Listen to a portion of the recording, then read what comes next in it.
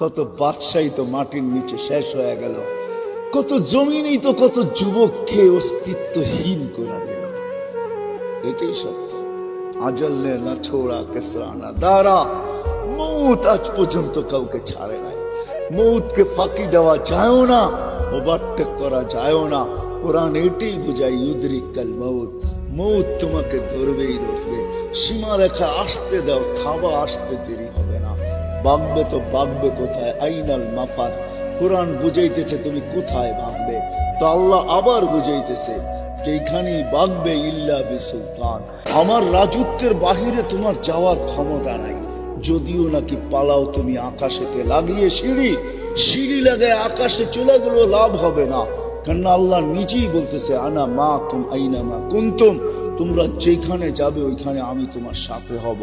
আমি যদি জিজ্ঞাসা করি আল্লাহ কতটুকু দূরত্ব থাকবে আপনার আর আমার, তো আল্লাহ কোরআনে জানায় দিতেছেন আকরাবু মিন হাবলিল ওয়ারিদ, তো রগের চেয়েও আমি কাছে থাইকা তোর সঙ্গে থাকবো।